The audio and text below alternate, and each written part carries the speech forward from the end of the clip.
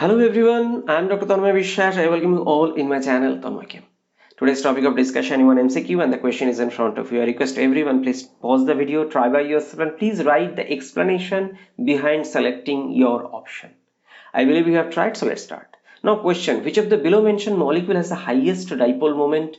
In this case, by the way, all are neutral molecule, means covalent molecule. So what is dipole moment in case of covalent molecule or organic molecule?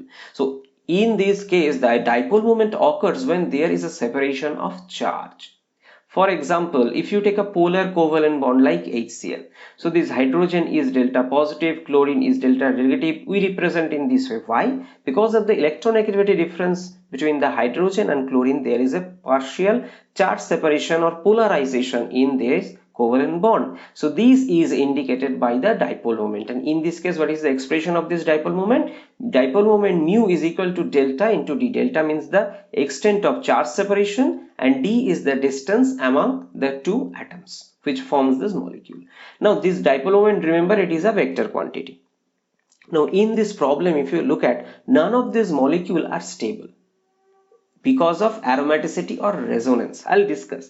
So how they will be stable? Obviously after this resonance, and their stabilization will be explained by the help of Huckel rule for aromaticity. And for that purpose, the compound must be cyclic, compound must be planar. Each atom in the compound must have one p orbital and they should be in conjugation, and they should have 4n plus 2 number of pi electrons, which will result aromaticity mean stability. Or if they have 4n number of pi electron, they will result anti-aromaticity, means you can say they are unstable in nature.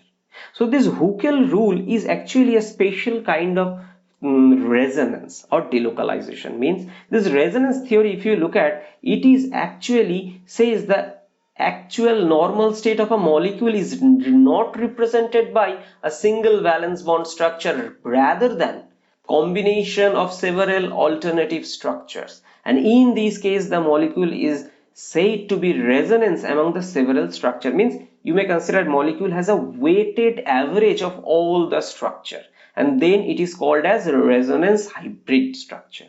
And in this case, remember, the actual energy of the molecule calculated for this resonance hybrid will be lower than each of the resonance structure. I mean, the overall electronic distribution is more stable compared to the individual canonical forms. So this is the overall discussion. And remember the thing, the molecule is then said to be stabilization because of resonance. So here very interesting summary of this whole theory is that higher the delocalization, higher the stabilization. This theory is always true except, remember, anti-aromaticity.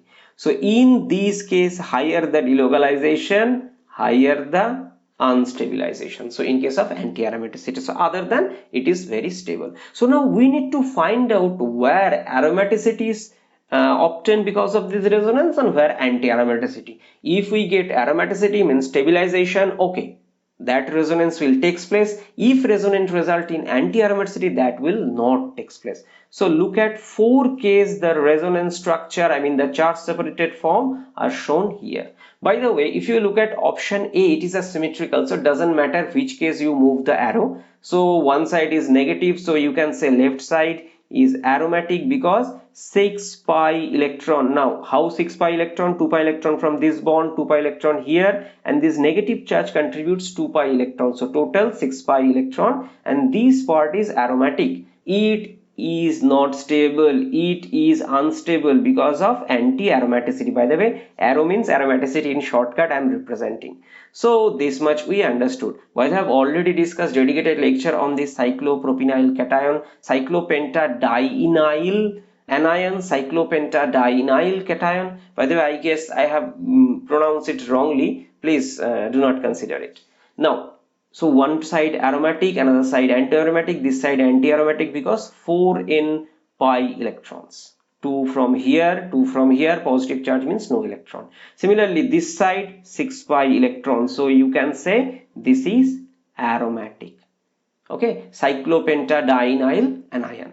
And right side is actually, it is called tropylium cation. Here it also has 6 pi electron, 2 pi electron from here, 2 from here, 2 from here, total 6 pi electron. Positive charge means no electron. So here you can see this side is aromatic, this side is also aromatic. So because of this resonance, both of the ring got aromaticity, means stability. Remember this. Now look at the next option. So in this case, negative charge, if you go there, so negative charge, so this side is anti-aromatic, so this side is anti-aromatic, and right side is aromatic. But if you think, okay, let's move the arrow in a different direction. So if you move the arrow in this direction, so then this side will be negative charge, anti-aromatic, this side will be positive charge, aromatic. So one side stabilization, another side unstabilization. So there is not at all any overall stabilization. So this is gone, this is also gone.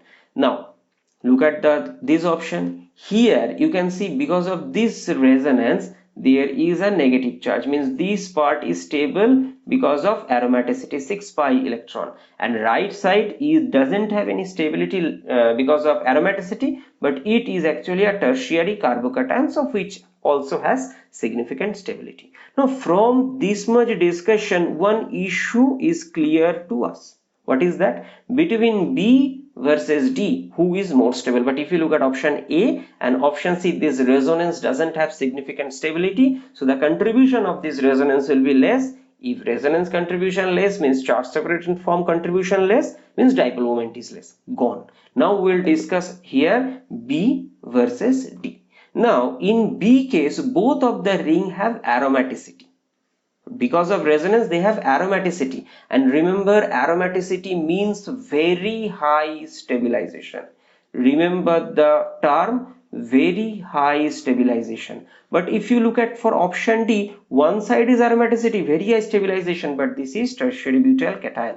Remember, this tertiary butyl cation has lesser stabilization compared to this case, actually tropylium cation, because it's a resonance table. This positive charge is distributed over all 7 atoms of this ring, so it is more stable. So option B case, resonance will be more, and in this case means charge separation will be more. If charge separation more, obviously dipole moment will also be more. So option B is the right answer here. So what lesson we got from this MCQ? Generally, we say that charge separation results in destabilization in organic molecule. That's why these charge separated structures are generally not preferred. However, if this is due to resonance, then this destabilization could be counterbalanced, means the destabilization arises because of resonance could be counterbalanced by some other effect, other factors. And in this case, one of the factor is aromaticity, because aromaticity involves very high amount of resonance or delocalization, which results very high stabilization. So this is the lesson from this MCQ. So which of the below mentioned molecule have highest dipole moment? Obviously this one. And the second position obviously go to this option D. Okay, so this is the overall discussion. If this question appears in your exam, how do you think? You need to draw this structure in your mind.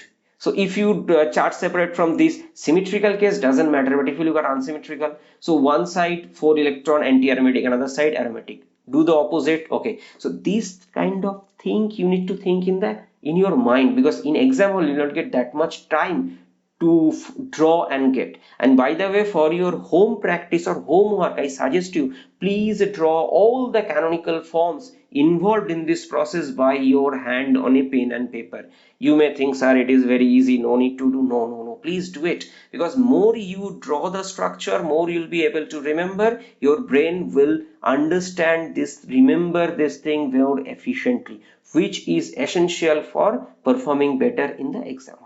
Okay, so this is the overall discussion. I believe this video may be useful. Thanks for watching. If you really consider the content of my channel is worthy, please help this channel to grow. And please do not get confused about the logo of my channel, which is swastika. It's not hooked cross. I request everyone to read this in case of any doubt. So see you in my next video. Bye bye.